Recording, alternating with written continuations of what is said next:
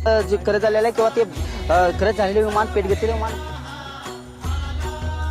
अजित पवारांसह 6 जणांचा या विमान अपघातात मृत्यू झाल्याची माहिती समोर आली आहे। उपमुख्यमंत्री अजित पवारांसह 6 जणांचा मृत्यू या भीषण विमान अपघातात झालेला आहे। डीजीसीए कडून ही माहिती देण्यात आलेली आहे। 6 जणांचा मृत्यू या विमान अपघातात झालेला आहे। मोठा विमान अपघात झालेला आहे आणि यात अजित पवारांसह 6 जणांचा मृत्यू झालेला आहे। महाराष्ट्राचे उपमुख्यमंत्री अजित पवार यांचा विमान अपघातात मृत्यू झालेला आहे। बारामतीत लँडिंग दरम्यान भीषण अपघात झाला। ते विमान कोसळलं, त्यानंतर या विमानानं पेट घेतलेला होता आणि यातच अजित पवारांसह 6 जणांचा मृत्यू झाल्याची माहिती डीजीसीए कडून देण्यात आली आहे।